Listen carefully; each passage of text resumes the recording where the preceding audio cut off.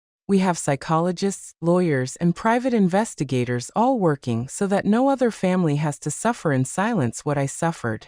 6 months ago, a 40-year-old woman came to see me. Her name was Eleanor, and she suspected her brother had murdered her mother for the inheritance. Her story was painfully similar to mine. Greedy relatives, pressure to sell properties, strange behavior after the death. The foundation provided her with a private investigator, free legal advice, and psychological support throughout the process. When her brother was convicted of murder 3 months later, Eleanor came to hug me, crying, "Mrs. Hayes, you saved my life. If you hadn't had the courage to report your own sons, I never would have had the courage to report mine." Those are the moments that remind me why all the pain I went through was worth it. Henry is still alive, though he is no longer the same man I knew. After Charles's suicide, his mind completely broke. The doctors say he lives in a constant state of guilt and paranoia, believing that Ernest comes to visit him every night to scold him for the murder. He has tried to commit suicide 3 times, but the prison guards keep him under constant surveillance. I receive letters from him occasionally. They are incoherent, full of desperate apologies and pleas for forgiveness. At first, I read them, looking for some trace of the son I raised with so much love. But then I realized that reading those letters only reopened wounds that had already healed. Now I keep them unopened in a shoebox. Maybe someday I'll read them. Maybe not. I have the right to protect my peace of mind. Jasmine disappeared from town immediately after the trial. Someone told me she moved to the city and changed her name. I don't blame her. Carrying the last name of a murderer must not be easy.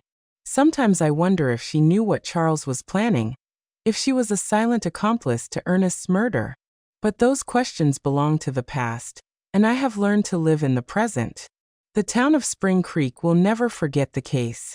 It has become a local legend, a story that parents tell their children as a warning about greed and betrayal.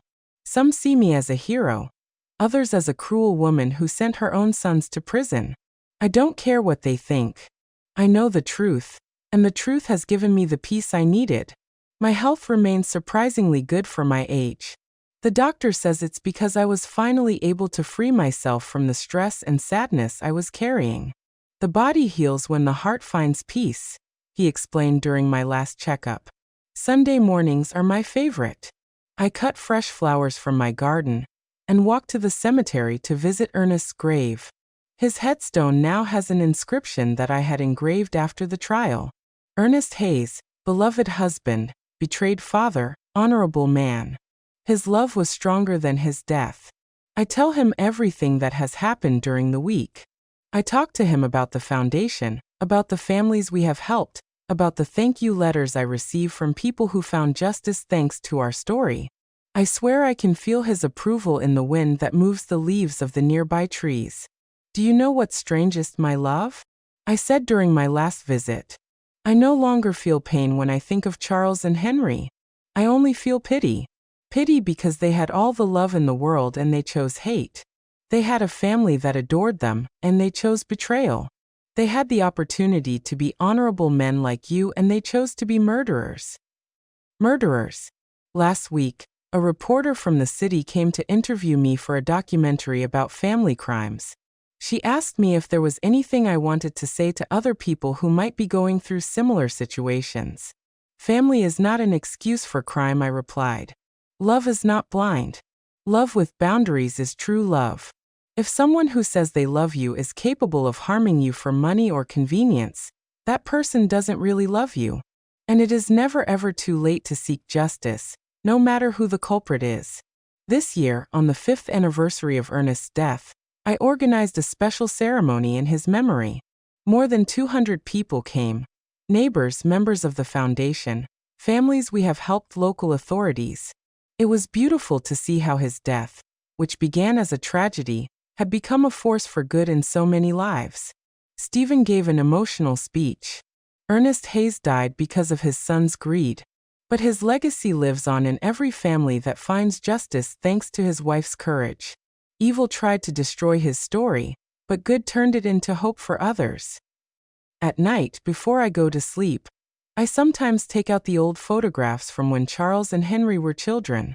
I see them playing in the yard, hugging their father, laughing with me on past Christmases.